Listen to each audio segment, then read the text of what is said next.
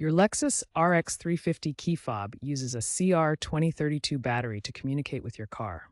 It enables remote functions like locking, unlocking, and starting the vehicle. When the battery weakens, the fob's range decreases and the LED dims. Signs of failure include needing to be within 10 feet of the car instead of 30 or more feet. Replacing the battery yourself is simple and saves money compared to dealer service. You'll need a new CR2032 battery, a small flathead screwdriver or coin, and a plastic pry tool to prevent scratches.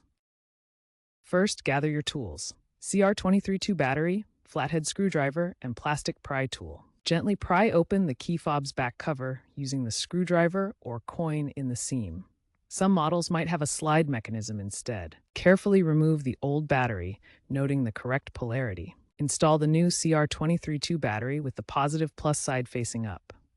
Snap the fob cover back on securely and test the buttons. If the LED doesn't light up, double-check the battery polarity or consider a dealer reset if issues persist.